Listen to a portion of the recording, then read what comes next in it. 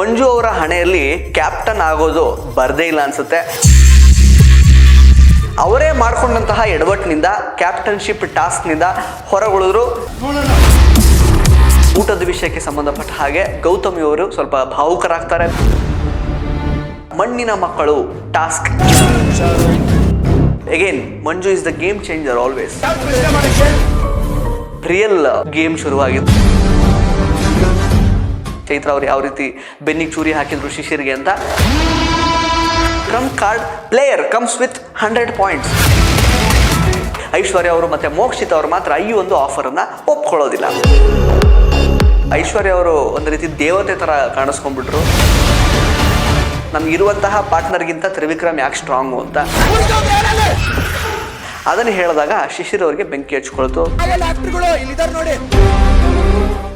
ನಮಸ್ಕಾರ ಸ್ನೇಹಿತರೆ, national TV ಅರ್ಪಿಸುವ ಬಿಗ್ ಬಾಸ್ ಅಪ್ಡೇಟ್ ವಿಶೇಷ ಸೆಗ್ಮೆಂಟ್ಗೆ ಸ್ವಾಗತ. ನಾನು ಸುಜಯ್ ರಾಜ್. ಸ್ನೇಹಿತರೆ, ಈ ಮಂಜು ಅವರ ಹಣೆಯಲ್ಲಿ ಕ್ಯಾಪ್ಟನ್ ಆಗೋದು ಬರ್ದೇ ಇಲ್ಲ ಅನ್ಸುತ್ತೆ. ಕಳೆದ ವಾರ ಕೂಡ ಇಡೀ ವಾರದಲ್ಲಿ ಟಾಸ್ಕ್ನ ದಿಕ್ಕನ್ನೇ ಬದಲಾಯಿಸಿದ್ರು, ಸಖತ್ತಾಗಿ ಪರ್ಫಾರ್ಮ್ ಮಾಡಿದ್ರು. ಬಟ್ ಕೊನೆ ಹಂತದಲ್ಲಿ ಅವರೇ ಮಾಡಿಕೊಂಡಂತಹ ಎಡವಟ್ಟಿನಿಂದ ಕ್ಯಾಪ್ಟನ್ಶಿಪ್ ಟಾಸ್ಕ್ನಿಂದ ಹೊರಗುಳಿದ್ರು, ಕ್ಯಾಪ್ಟನ್ನು ಆಗಲಿಲ್ಲ. ಆದರೆ ಈ ವಾರ ಸಿಕ್ಕಾಬಟ್ಟೆ ಕಷ್ಟಪಟ್ಟಿದ್ರು ಅವರು. ಅಫ್ಕೋರ್ಸ್ ಪ್ರತಿ ವಾರ ಕೂಡ ಟಾಸ್ಕ್ಗಳಲ್ಲಿ ಸಖತ್ತಾಗಿ ಪರ್ಫಾರ್ಮ್ ಮಾಡ್ತಿದ್ದಾರೆ. ಟಾಸ್ಕನ್ನು ಬೇರೆ ಆಯಾಮದಿಂದ ನೋಡುವಂತಹ ಒಂದು ಕಲೆಯನ್ನು ಮನೆಗೆ ಕಲಿಸ್ಕೊಡ್ತಾ ಇರೋದೇ ಮಂಜು ಅವರು. ಆದರೆ ಈ ವಾರ ಭವ್ಯ ಅವರು ಇಟ್ಟಂತಹ ಬತ್ತಿಯ ಕಾರಣದಿಂದ ಕ್ಯಾಪ್ಟನ್ಶಿಪ್ ಟಾಸ್ಕ್ನಿಂದನೂ ಹೊರಗುಳಿದಿದ್ದಾರೆ. ಸದ್ಯಕ್ಕೆ ಇನ್ನೇನು ಈ ವಾರದ ಟಾಸ್ಕ್ ಇನ್ನೇನು ಬರುತ್ತಲ್ಲ ಮುಂದಿನ ದಿನಗಳಲ್ಲಿ, ಅದರಿಂದ ಕೂಡ ಹೊರಗುಳಿದಿದ್ದಾರೆ. ಅದು ಯಾಕೆ ಅಂತ ನಿಮಗೂ ಕೂಡ ಎಪಿಸೋಡ್ ನೋಡಿದವರಿಗೆ ತುಂಬ ಚೆನ್ನಾಗಿ ಗೊತ್ತಾಗಿರುತ್ತೆ. ಇನ್ನು ನಿನ್ನೆ ಎಪಿಸೋಡ್ ಬಗ್ಗೆ ಹೇಳೋದಾದರೆ, ಎಪಿಸೋಡ್ನ ಶುರುವಿನಲ್ಲಿ ಏನೊಂದು ಸ್ಟ್ಯಾಚ್ಯೂ ಟಾಸ್ಕ್ ಇತ್ತಲ್ಲ, ಅದರ ಒಂದು ಕೊನೆಯ ಸುತ್ತು ನಡೀತಾ ಇರುತ್ತೆ. ಕೊನೆಯ ಸುತ್ತಿನಲ್ಲಿ ಶಿಶಿರ್ ಅಂಡ್ ಟೀಮ್ ವಿನ್ ಆಗುತ್ತೆ. ಪರಿಶುದ್ಧ ಕಡಲೆ ಹಿಟ್ಟಿನಿಂದ ತಯಾರಾಗಿದೆ ಸದ್ಗುರು ಆಯುರ್ವೇದ ಗ್ರಾಮ್ ಫ್ಲೋರ್ ಸೋಪ್.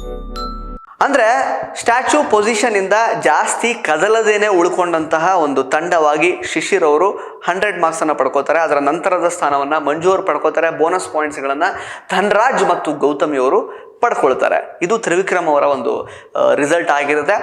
ಇದಾದ ನಂತರ ಮನೆಯಲ್ಲಿ ಸ್ವಲ್ಪ ಊಟದ ವಿಷಯಕ್ಕೆ ಸಂಬಂಧಪಟ್ಟ ಹಾಗೆ ಗೌತಮಿ ಅವರು ಸ್ವಲ್ಪ ಭಾವುಕರಾಗ್ತಾರೆ. ಬಿಕಾಸ್ ಅವ್ರಿಗೇನೋ ಹಸುವಾಗಿರುತ್ತೆ, ತಿನ್ನಬೇಕು ಅಂತ ಅನ್ನಿಸ್ತಾ ಇರುತ್ತೆ. ಬಟ್ ಅಲ್ಲಿ ರೈಸ್ ಸ್ವಲ್ಪ ಕಡಿಮೆ ಇರುತ್ತೆ. ನಾನು ಸ್ಟವ್ ಹಚ್ಕೊಳ್ಳ ಅಂತ ಹೇಳುವಾಗ ಎಗೇನ್ ಗೋಲ್ಡ್ ಸುರೇಶ್ ಅವರು ಅದಕ್ಕೆ ಸ್ವಲ್ಪ ಏನೋ ಬೇರೆ ರೀತಿಯಲ್ಲಿ ಮಾತಾಡ್ತಾರೆ. ಸೊ ಸ್ಟವ್ ಹಚ್ಚಬೇಡಿ, ನೀವು ಮಾಡ್ಕೊಂಡ್ರೆ ಎಲ್ರಿಗೂ ಮಾಡಬೇಕಾಗತ್ತೆ ಅಂತ ಹೇಳ್ತಾರೆ. ಬಟ್ ಎಲ್ರಿಗೂ ಮಾಡುವಷ್ಟು ಅಕ್ಕಿಯಲ್ಲಿರಲ್ಲ. ಒಟ್ಟಿನಲ್ಲಿ ತುತ್ತು ಅನ್ನಕ್ಕೋಸ್ಕರನೂ ನಾವಿಷ್ಟು ಕಷ್ಟಪಡ್ತಾ ಇದ್ದೀವಲ್ಲ ಅನ್ನೋದು ಅವರಿಗೆ ಸ್ವಲ್ಪ ಎಮೋಷನಲ್ ಮಾಡುತ್ತೆ. ಅದನ್ನು ಮೋಕ್ಷಿತ್ ಅವ್ರ ಜೊತೆಗೆ ಹಂಚ್ಕೊಳ್ತಾರೆ. ಅಲ್ಲೊಂದು ಸ್ವಲ್ಪ ಎಮೋಷನಲ್ ಮೂಮೆಂಟ್ ನಡೆಯುತ್ತೆ. ಇನ್ನು ನೆಕ್ಸ್ಟ್ ಡೇ ಮಾರ್ನಿಂಗ್ ಆದ ನಂತರ ಮಣ್ಣಿನ ಮಕ್ಕಳು ಟಾಸ್ಕ್ ಅಂತ ಒಂದು ಬಿಗ್ ಬಾಸ್ ಕೊಡ್ತಾರೆ. ಇದರಲ್ಲಿ ಆ್ಯಸ್ ಯೂಶುವಲ್ ತ್ರಿವಿಕ್ರಮ್ ಅವರೇ ಉಸ್ತುವಾರಿ ಆಗಿರ್ತಾರೆ. ಸೊ ಈ ಒಂದು ಟಾಸ್ಕ್ನಲ್ಲಂತೂ again Manju is the game changer always. ಟಾಸ್ಕ್ನ ಬೇರೆ ಆಯಾಮದಲ್ಲಿ ಯಾವ ರೀತಿ ಹೋರಾಡಿ ಗೆಲ್ಲಬಹುದು ಅನ್ನೋದನ್ನು ಅವರು ತೋರಿಸ್ಕೊಡ್ತಾನೆ ಬರ್ತಾ ಇದ್ದಾರೆ. ಇದರಲ್ಲೂ ಕೂಡ ಯಾಕೆಂದರೆ ಇದು ತುಂಬಾ ಬೇರೆ ರೀತಿಯಲ್ಲಿ ತುಂಬ ಸಪ್ಪೆಯಾಗಿ ಸಾಗುವಂತಹ ಚಾನ್ಸಸ್ ಬಹಳ ಇತ್ತು ಸ್ನೇಹಿತರೆ. ಇದನ್ನು ಬಹಳಷ್ಟು ಜನ ಒಪ್ಪಲಿಕ್ಕಿಲ್ಲ. ಈವನ್ ಲಾಸ್ಟ್ ವೀಕ್ ಕೂಡ ಮಂಜು ಅವರು ಆ ರೀತಿ ಆ ಒಂದು ಮ್ಯಾಚ್ ಫಿಕ್ಸಿಂಗ್ ಮಾಡ್ಕೊಳ್ಳದೆ ಇರ್ತಿದ್ದಿದ್ರೆ ಗೇಮ್ನಲ್ಲಿ ಸ್ವಾರಸ್ಯನೇ ಇರ್ತಿರ್ಲಿಲ್ಲ ಅಲ್ವಾ. ಅಂದರೆ ಒಂದು ನೀಟಾಗಿ ಏನೋ ನಡ್ಕೊಂಡು ಹೋಗ್ತಿರೋದು, ಗೇಮ್ ಎಲ್ಲಿಗೂ ಹೋಗ್ತಾ ಇರಲಿಲ್ಲ. 4 ಜನನೂ ಬಾಲ್ ತರಬೇಕಿತ್ತು, ಎಲ್ಲ ಹೊಡೆದಾಡ್ಕೊಂಡು ಅಲ್ಲೇ ಬಿದ್ದು ಅದು ಗೇಮ್ ಎಲ್ಲೂ ಮುಂದಕ್ಕೆ ಹೋಗ್ತಿರ್ಲಿಲ್ಲ. ಲೈಕ್ ಅಂದರೆ ಗೇಮ್ ಫಿಕ್ಸಿಂಗ್ ಮಾಡ್ಕೊಂಡಿದ್ದಕ್ಕೇ ಮುಂದಕ್ಕೆ ಹೋಯಿತು, ಏನೋ ಒಂದು ಆಯಿತು ಗೇಮಲ್ಲಿ. ಈ ಒಂದು ಮಣ್ಣಿನ ಮಕ್ಕಳು ಟಾಸ್ಕಲ್ಲೂ ಕೂಡ ಮಂಜು ಅವರು ಲೈಕ್ ಅಂದರೆ ಮೊದಲನೇ ಹೆಜ್ಜೆನ ತಗೊಳ್ತಾರೆ. ಗೇಮ್ನ ಆಯಾಮವನ್ನು ಚೇಂಜ್ ಮಾಡುವ ನಿಟ್ಟಿನಲ್ಲಿ ಸಾಕಷ್ಟು ಹೋರಾಡ್ತಾರೆ. ಕಡೆಗೆ ಈ ಒಂದು ಟಾಸ್ಕಲ್ಲಿ ಸೇವ್ ಆಗಿದ್ದು ಗೌತಮಿ ಅವರು. ಬಿಕಾಸ್ ಮೊದಲನೇ ಹಂತದಲ್ಲಿ ಲೈಕ್ ಮಂಜು ಅವರ ಅಬ್ಬರದಿಂದ ಒಂದು ಟೀಮ್ ಔಟ್ ಆಗುತ್ತೆ. ಅದಾದಮೇಲೆ ಅವರು ಔಟ್ ಆಗ್ತಾರೆ. ಬಟ್ ಮಂಜು ಏನು ನಮ್ಮ ಗೌತಮಿ ನನ್ನ ಸ್ನೇಹಿತೆ ಆದರೂ ಗೆಲ್ಲಿ ಅನ್ನೋ ಕಾರಣಕ್ಕಾಗಿ ಅವರನ್ನು ಅಟ್ಯಾಕೇ ಮಾಡೋದಿಲ್ಲ. ಇಲ್ಲಿ ಅವರ ಸ್ನೇಹ ಪರತೆ ಎಷ್ಟಿತ್ತು ಅನ್ನೋದು ಕಾಣುತ್ತೆ. ಬಟ್ ಇದನ್ನು ಬಯಾಸ್ಟ್ ಅಂತ ಕೂಡ ಬೇರೆ ಟೀಮ್ನವರು ಅಂದ್ಕೊಳ್ಬಹುದು. ಬಟ್ ಸಾಕಷ್ಟು ತಿಕ್ಕಾಟಗಳು ನಡೆಯುತ್ತೆ. ಗೋಲ್ಡ್ ಸುರೇಶ್ ಅವರು, ಇನ್ಫ್ಯಾಕ್ಟ್ ಧರ್ಮ, ಪ್ರತಿಯೊಬ್ಬರು ಕೂಡ ಈ ಒಂದು ಟಾಸ್ಕಲ್ಲಿ ಸಖತ್ ಚೆನ್ನಾಗಿ ಪರ್ಫಾರ್ಮ್ ಮಾಡ್ತಾರೆ. ಬಟ್ ಎಲ್ಲೋ ಒಂದು ಕಡೆ Manju is the game changer. Because ಈ Manju decided that he will save Gautami team. So ಅವ್ರು ಡಿಸೈಡ್ ಮಾಡಿದ್ಮೇಲೆ ಮುಗೀತು, ಅವರೇ ಗೆಲ್ತಾರೆ ಫೈನಲ್ ಆಗಿ. ಅಂದರೆ ಅಷ್ಟರ ಮಟ್ಟಿಗೆ ಅವರು ಟಾಸ್ಕ್ ಮೇಲೆ ಪ್ರಾಬಲ್ಯವನ್ನು ಸಾಧಿಸಿದ್ದಾರೆ. ಬಿಕಾಸ್ ಗೆಲ್ಲಲೇಬೇಕು ಅನ್ನುವಂತಹ ಒಂದು ದೃಷ್ಟಿ ಇಟ್ಕೊಂಡು ಆಡುವಂತಹ, ಹೇಗಾದರೂ ಗೇಮನ್ನು ನನ್ನ ಪರವಾಗಿ ಬದಲಾಯಿಸ್ಕೊಳ್ತೀನಿ ಅನ್ನುವ ನಿಟ್ಟಿನಲ್ಲಿ ಆಡುವಂತಹ ಏಕೈಕ ಆಟಗಾರ ಮಂಜು ಅವರು. ಸೊ ಅವರು ಹೊರಗಡೆ ಬಂದರು. ಬಟ್ ತನ್ನ ಫ್ರೆಂಡ್ ಗೌತಮಿ ಉಳಿಬೇಕು ಅಂತ ತೀರ್ಮಾನ ಮಾಡಿದ್ರು. ಗೌತಮಿ ಅವರು ಆ ಟಾಸ್ಕಲ್ಲಿ ವಿನ್ ಕೂಡ ಆದರು. ಇನ್ನು ಇದಾದ ನಂತರ ಆ್ಯಕ್ಚುಲಿ ರಿಯಲ್ ಒಂದು ಗೇಮ್ ಶುರುವಾಗಿದ್ದು. ನಿನ್ನೆ ಅದೇನಂತಂದರೆ, ನೀವು ಆಲ್ರೆಡಿ ನಿನ್ನೆ ಪ್ರೊಮೋ ನೋಡಿರ್ತೀರ, ಶಿಶಿರ್ ಮತ್ತು ಚೈತ್ರ ಅವ್ರು ಯಾವ ರೀತಿ ಬೆನ್ನಿಗೆ ಚೂರಿ ಹಾಕಿದ್ರು ಶಿಶಿರ್ಗೆ ಅಂತ. ಸೊ ಅದಕ್ಕೆ ಸಂಬಂಧಪಟ್ಟಂತಹ ಟಾಸ್ಕ್ ಅಂದರೆ, ಈಗ ಆಲ್ರೆಡಿ ಕೆಲವೊಂದಷ್ಟು ಪಾಯಿಂಟ್ಸ್ ಬೇರೆ ಬೇರೆ ತಂಡಗಳಿಗೆ ಬಂದಿದೆ. ತಂಡಗಳು ಅಂತ ಹೇಳಿದ್ರೆ ಎಲ್ಲರೂ ಈಗ ಒಂದು ಟೀಮಲ್ಲಿ ಇಬ್ಬರು ಕಂಟೆಸ್ಟೆಂಟ್ಸ್ ಇರುವಂಥದ್ದು. ಸೊ ಅತಿ ಕಡಿಮೆ ಅಂಕಗಳನ್ನು ಪಡ್ಕೊಂಡಿರುವಂಥದ್ದು ಗೋಲ್ಡ್ ಸುರೇಶ್ ಮತ್ತು ಅನುಷಾ ಅವರ ಒಂದು ಟೀಮ್.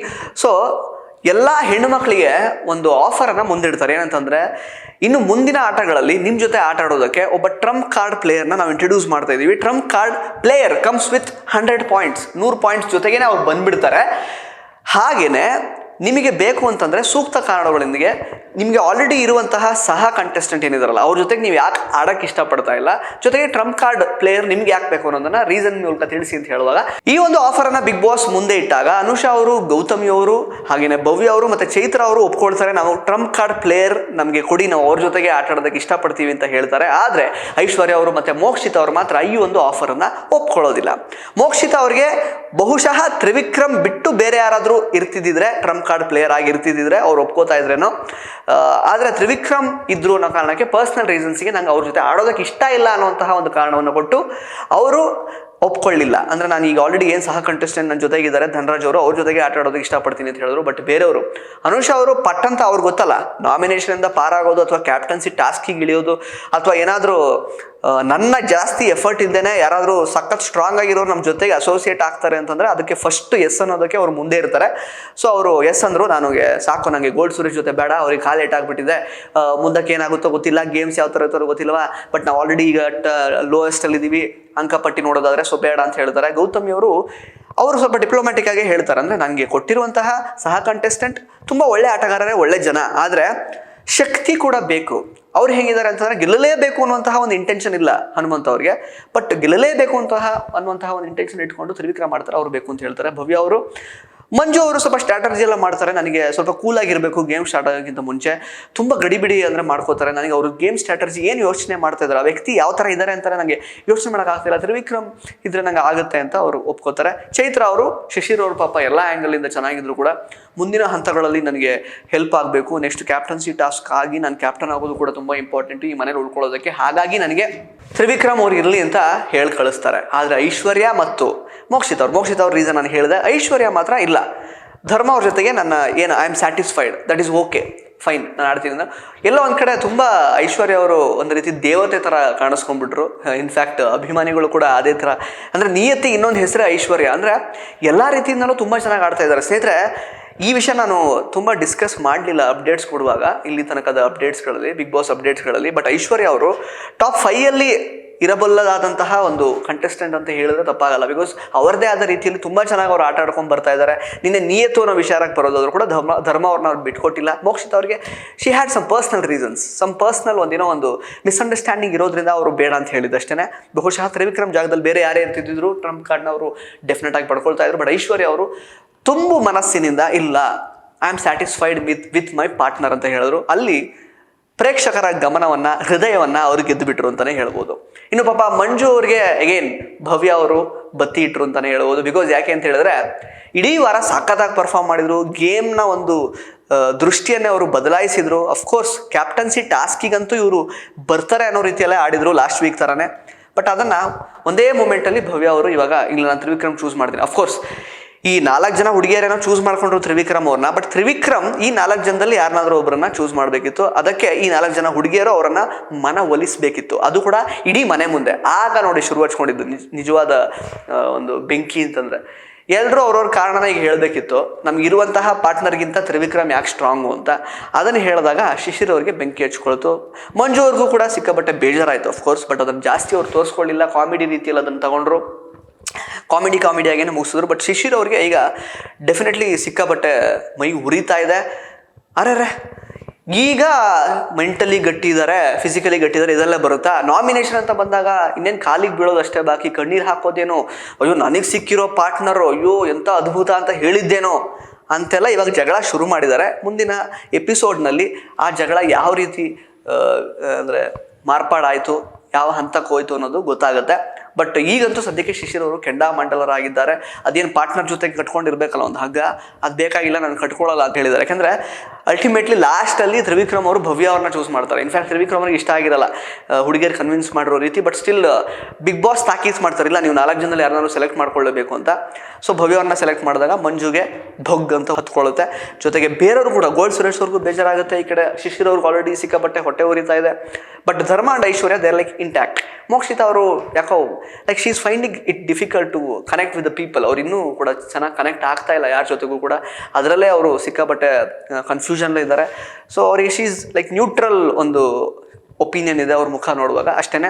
ಸೊ ಇಷ್ಟೆಲ್ಲ ಆಯಿತು. ಒಟ್ಟಿನಲ್ಲಿ ಸ್ನೇಹಿತರೆ, ಮಂಜು ಅವರಿಗೆ ಎಲ್ಲೋ ಒಂದು ಕಡೆ ಪಾಪ ಕಷ್ಟಪಟ್ಟಿದ್ದಕ್ಕೆ ಇಡೀ ವಾರ ಎಲ್ಲೋ ಅಂದರೆ ಅಫ್ಕೋರ್ಸ್ ಭವ್ಯ ಅವ್ರು ಒಂದು ರೀಸನ್ ಕೂಡ ಕೊಟ್ಟರು. ಲಾಸ್ಟ್ ವೀಕಲ್ಲಿ ನನಗೆ ನಾಮಿನೇಷನ್ ವಿಚಾರದಲ್ಲಿ ಬಂದಾಗ ಇಮ್ಯುನಿಟಿ ಕಾರ್ಡನ್ನು ಪಡ್ಕೊಂಡು ನಾಮಿನೇಷನ್ಗೆ ಸೇವ್ ಮಾಡ್ತೀನಿ ಅಂತ ಹೇಳಿ ಆ ಮಾತನ್ನು ಉಳಿಸ್ಕೊಳ್ಳಿಲ್ಲ ಮಂಜು ಅವರು. ಆ ಕಾರಣಕ್ಕಾಗಿ ನಾನು ತಗೋತೀನಿ ಅಂತ ಹೇಳಿದ್ರು. ಬಟ್ ಸ್ಟಿಲ್ ಬಿಗ್ ಬಾಸ್ ಹೇಳಿದ್ದೇನು, it is not just adding a trump card ಪ್ಲೇಯರ್ನ ಬರೀ ನಿಮ್ಮ ಗುಂಪಿಗೆ ಸೇರಿಸ್ಕೊಳ್ಳಿ ಅಂತಲ್ಲ.